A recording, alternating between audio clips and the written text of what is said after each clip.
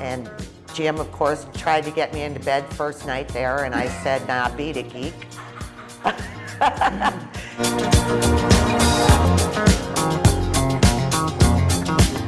Well, you can tell by the way I...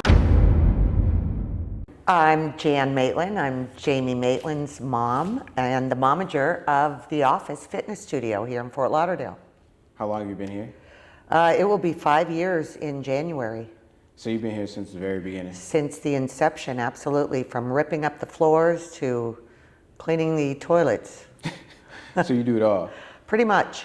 Were you ripping up the floors as well? I sure was, along with Jamie and husband Jim on occasion.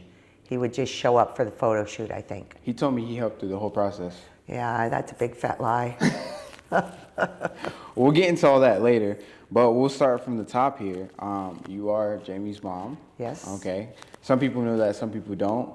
But we're just gonna break down everything. I want you to be free. Say whatever you feel like saying. I like this show. Oh wow, this is gonna be good. I feel like this one's gonna be a good one. I do. So tell us, where are you from?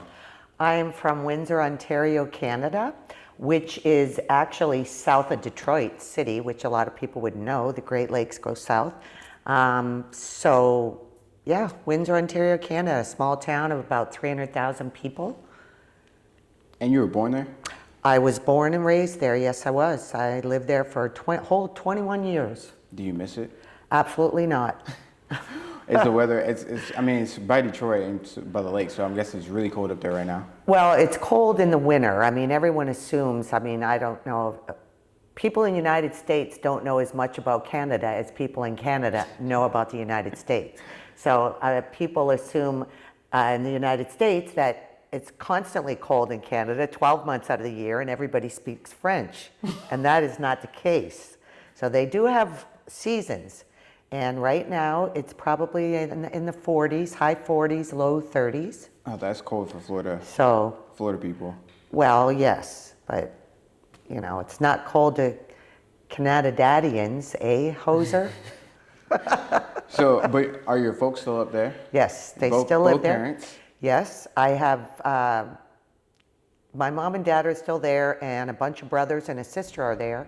And I have two brothers who followed me here to Florida and married Americans, so they live here and have a family. I'm gonna dive into that. How old are your parents, if you don't mind me asking? My mom is 91 and my dad is 92, and they're getting ready to turn 92 and 93. Oh, they're living a long, healthy life. Well, And yes. They don't want to come down here to Florida? Well, they did for a long time, for many years. They came, they had a condo for 6 months here, and then once the kids were in college, they would come and stay with me. So they're allowed 6 months here, and then they have to go back. Okay. You know, but yeah, they loved it. But now it's difficult because for them to travel, they've got to go over the border and fly out of Detroit, and so now at their age, it's a little difficult, and it's understand. nerve-wracking for elderly people like that to travel. Understandable. So tell me, how many siblings are in the family? Oh, there's quite a few of us. Maiden name is Samson, as in Delilah, Samson and Delilah, no P, Samson. And I have 7 brothers, and I have 1 sister. And I am, like Jamie, the middle child. The middle child. Did you get into a lot of trouble? They said the middle child. You know what? They probably didn't know where I was half the time. You know, there were a lot of us. You know, my dad would say, Christopher, Danny, Jimmy, Janice, get over here. You know, so 8 kids. 9. 9. Yes, 7 brothers, 1 sister, and myself make 9. And it was dinner every night, breakfast, lunch, and dinner on regular plates, no paper plates or anything like that. So, and my mother had a dishwasher. It was my sister Cheryl and I. Oh, wow. For 11 people, 3 times a day. So with a big family like that, what did your parents do for a living? My mother was a baby making machine and a stay-at-home mom. Are you kidding? Between the laundry and the cooking and the cleaning and the kids. So she was a stay-at-home mom, and my dad was a municipality worker. So he worked for the city and drove the sweeper in the summer, the flusher, the salt trucks in the wintertime. Okay. So those kind of things. How long did you do that for? He actually was there 35 years, 35 years, and he retired at 65, which was fairly young, or 60. It was 60 years old he retired. So he's been retired for a long time now. Who'd you hang out with? But, you know, I mean, a potpourri of people. You know, I used to go to Detroit a lot, actually, once I became age, because the drinking age in Canada was 18 at the time, and it was 19 in the States, and now it's 19 in Canada and 21 in the States. So the same thing is happening, you know, the people that are 19 are coming to Canada to drink, and I did the same when I was 18. Went over, we said, let's go party, and we'd go to the States. So did you go party with your siblings or like just friends? Well, both. Both, yeah. I mean, and it was nothing at our house growing up. We had one bathroom for 11 people. Oh, no. Okay, I mean, we were poor. We did not grow up in an affluent neighborhood of any kind. I mean, you know, none of us had even a bicycle. Okay, so if you borrowed a friend's bicycle and you thought, well, I'll just run in the house because I have to go to the bathroom real quick, and you came out, that bike was gone, gone. One of the other brothers took it, and they never returned it for the day. They were gone all day on it. So that was really annoying. So with so many kids and only one bathroom, how did y'all take turns? Like, what was Well, it? If somebody had a stomach ache or... I was just going to say, it was no big deal to have, and we didn't have a shower, we only had a bathtub in that bathroom. And it was no big deal to have two brushing their teeth, one going to the toilet, one in the tub, of course, with the shower curtain shut, maybe two in the tub, and one standing in the doorway saying, so what do you want to do tonight? Where are we going? Do you want to go roller skating? Do you want... So, I mean, however, there really wasn't any privacy. There was, but not in the bathroom end of it. I mean, having two girls in the family, we were raised very strict Catholics. And we had to be dressed to go to the breakfast table. Like, you weren't allowed to come down in your pajamas or your robe. You had to be dressed. And 7 boys were upstairs and the 2 girls were downstairs. And that's where you slept? My sister and I shared a bed together and one pillow. And so she was 5 years older, she is 5 yeas older than me. And as soon as I was always in bed earlier because I was younger, and so I got the pillow till she came to bed. And then she took the pillow? Of course she did. How big was the bed? It was like a twin bed, like not a twin, but a double, I think, as I recall. But so talk to me about... We never had a car either. We never had a car. So how was transportation? Oh, everything was in walking distance. Oh, okay. Or we took the bus. Like when my mother took us for a doctor's appointment, well, our doctor was up the corner from us, but to the dentist. I mean, you only ever went to the dentist if you had an abscessed tooth or it needed to be pulled. Like, we didn't go for regular cleanings or anything like that. And my mother would take all 9 of us on the bus, and we were good. We behaved. And that was like a big outing, going to the dentist on the bus. Ooh. So how were the meals? Like, how was like a breakfast? Like, what was y'all's go-to breakfast and like dinner? Well, yeah. Breakfast, like if my mom was going to make pancakes, she would be up extra early because she had to get the stacks going and then stick them in the oven warm. So by the time everyone got up and was ready to eat, I mean, she could never be able to make them quick enough. And then other than that, it was a big pot of oatmeal on the stove. And so you know, get your bowl, grab your sloth of oatmeal, and go sit down.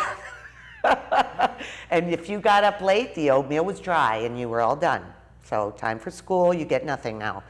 So, all right, so it was a ton of y'all, but how was schooling for y'all? Like, did y'all all go to school, like high school, or did y'all graduate? Well, you know, this is quite funny. First we went to St. Joan of Arc, and that took us through 6th grade. And there was this one teacher in 1st grade, her name was Mrs. Crow. And we always used to say, Mrs. Crow, wipe her bum and let her go. As kids. Oopsie daisy. Is that good? Yeah, you should, all right. It should be good. Anyway, this poor lady had all 9 of us for 1st grade. We'd come in, she'd go, not another Samson. It was like, so yeah, everybody knew us at school. We all went to the same school. Then we went to 7th and 8th grade, and then we all went to Herman High School, all of us. And one brother went to college, and 2 others graduated high school. Did you graduate? I did not. Everybody else quit at 14, 15, 16. It just wasn't for you? No, just I needed to get a job and make some money. So you started working. What was your first job? Oh boy, there were quite a few jobs. I got fired from a few jobs. What was your very My first job? very first job was at Border City Wire and Iron, and I was the receptionist bookkeeper. I knew absolutely jack shit about what I was doing. I was literally throwing invoices away. So I got the job, I lied about my age, I was 15, I said I was 16. So I get this job and I was answering the phones and I'd be going, Border City Wire and Tire, I mean Wire and Iron. I got fired, I cried. So yeah, that was really good. And I got a job at Sneaky Pete's and I got fired from there because it was at You're just on a run. it was on a real Just roll on a there. run. But it was on the west end of town. I didn't have a car, so I'd have to take the bus. And a lot of times, you know, once I got past my house, I would hitchhike by myself to the west end of town. And so there were, because I didn't want to be late for work and I didn't want to wait for the bus. So there were these kids that lived around the mall and they would take the garbage out back for me. So they had these double cones, you know, and so I would give them a double ice cream cone and I'd put every flavor on top and then I'd give it to them for free and I got caught giving them free stuff. So I got fired again. Then I got a job at Monarch Life Insurance Company and I was Okay, we're making 18 progress. years old, moving forward, yeah. And I was a receptionist for life insurance reps. And this one particular manager, he was known for hiring a lot of women life insurance. And at that time, there weren't a lot of women selling life insurance. It was mostly a man's world. And so I was a receptionist and I saw some of these women, the way they dressed, they were selling, and I thought, oh my gosh, I could do this job. And so I went to the manager and I said, look, Mr. Heber, I'd really like to be an agent. So I would like you to send me to new agent school to get my license. And if you don't, I'll go to another agency and they can hire me. And so he sent me to London, Ontario, which is about an hour and a half outside of Windsor. And I went there for 3 nights, spent 3 nights there, and I wrote the exam and I got my license. And I started selling life insurance. I was 18 years old. Did you get fired from that job? I did not. All right. No, I There we actually go. resigned from that one. Okay. Go okay. me. Okay. So walk me through meeting your first time ever seeing Big Jim. Well, a couple of girlfriends and I, one of the girls was dating a guy in Detroit, and he said, listen, there's a party with NFL, and you'll meet some football players. It's at the Hyatt Regency in Dearborn, Michigan, which is about an hour from the border. And I didn't really want to go, and they were desperate to go out and meet these guys. So I said, okay, we'll go. So there were 3 of us. So we go to the Hyatt Regency, and I'm walking in, and I see this big dude with his NFL patch jacket on. I said, excuse me, can you tell us where the NFL alumni party is? He goes, right this way, ladies. And that was Jim. And that was Big Jim. And that night, I met his dad, and Jim, of course, tried to get me into bed first night there, and I said, nah, beat it, geek. And we kept in touch. I mean, he sent me flowers, and then, you know, What do you maybe... mean? How did he keep in touch with you? Did he call you? He would call me, yeah. Okay. He would call me. You had a cell phone? No, gosh, no. They were landlines. yeah, He'd hold call on. me at my office, you know. Don't forget, here I had a beautiful office too, right on the Detroit River, overlooking the Renaissance Center, which is there now. And so Jim would call me at my office, and he'd send me a beautiful plant, and we kept in touch. And then I want to say maybe about 3 months later, he sent me a plane ticket to go to Fort Lauderdale to come visit him. So that was a little nerve-wracking. He was moving fast. He was moving fast, yeah. And he would write me letters and poetry. Big Jim does poetry? He does. He does it well, too. He didn't tell us that. No, he does it well. It's our little secret. Not anymore. He had a 1-bedroom condo there. And so I remember going in, and he had this hutch on the wall that he had got from his grandmother, looked like, you know, that big hutch thing that you'd keep dishes in and stuff like that, you know.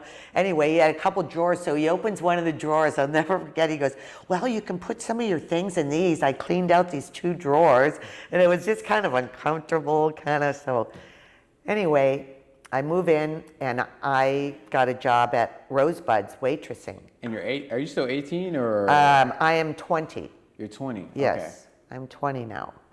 And so I get a job at Rosebud's on Oakland Park Boulevard, waitressing. And I had never waitressed before, and you know, I remember spilling a tray a couple of times, and that was it. I mean, when you go lean with the drinks, the tray would lean, and oopsie daisy, sorry, clean them up.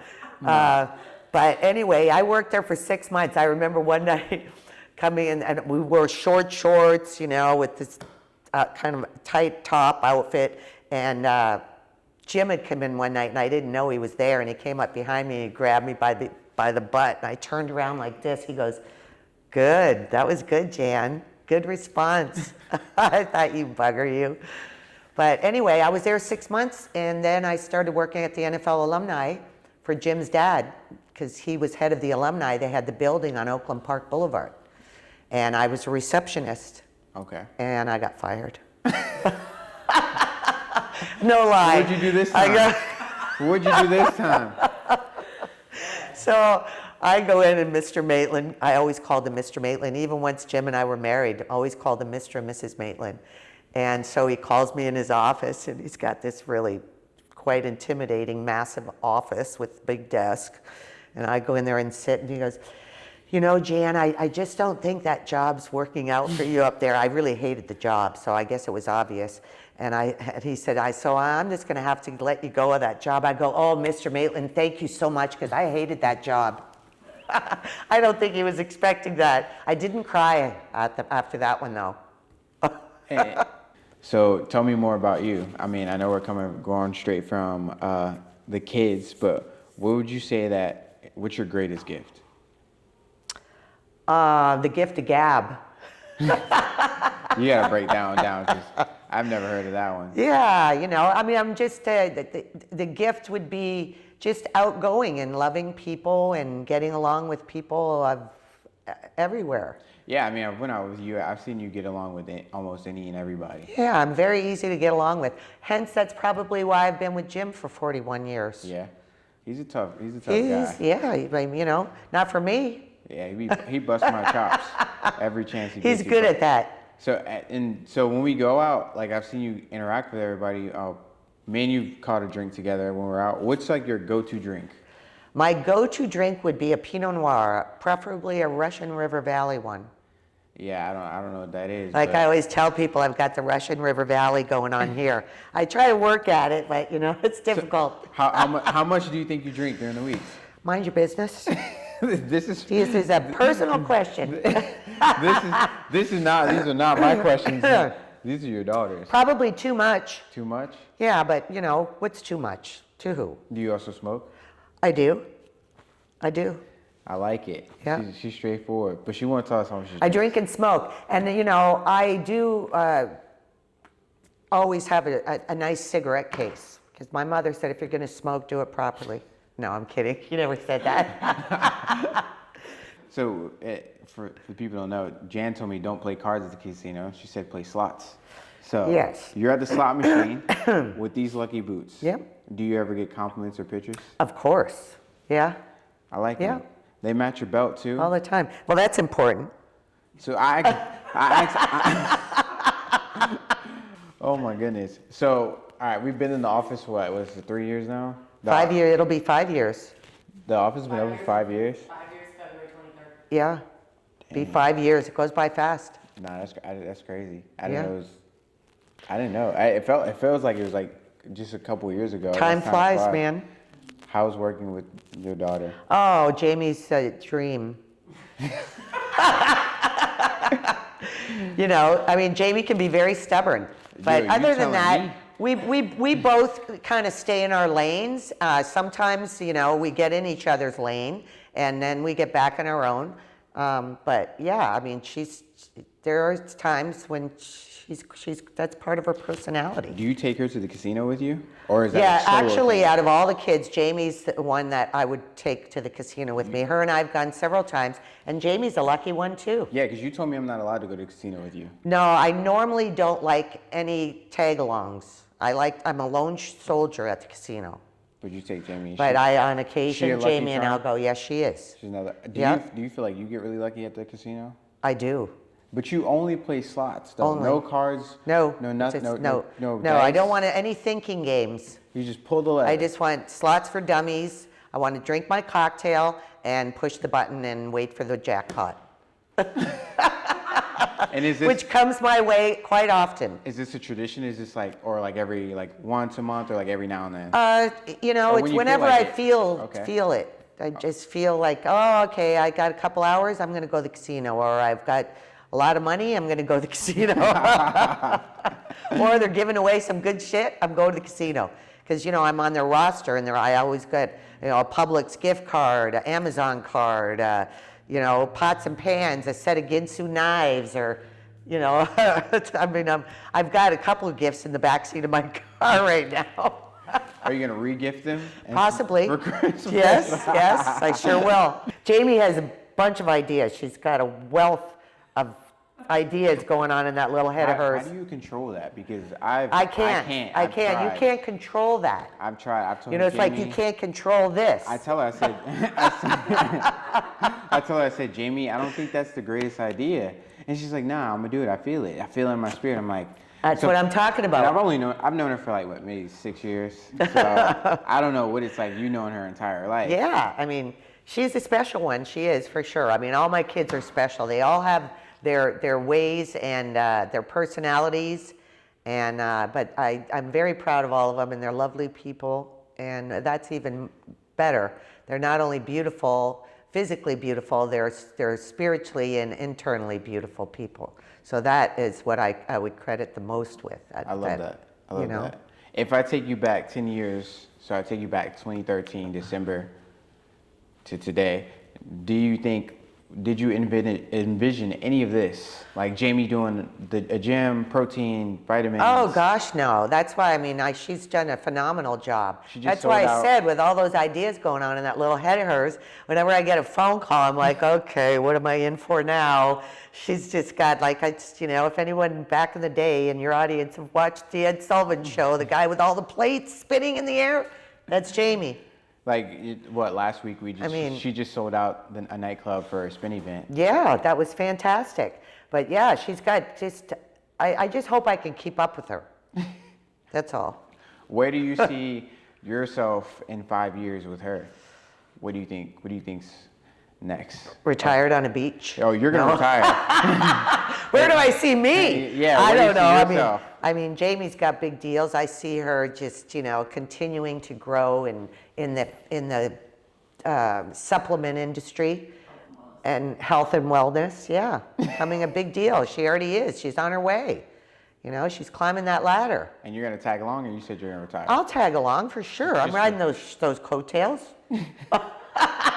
She's not getting off that easy. No, that's honestly great. But I was so happy to interview you. This was great. Oh, I appreciate it, and I We gotta do it appreciate you, again. Jay.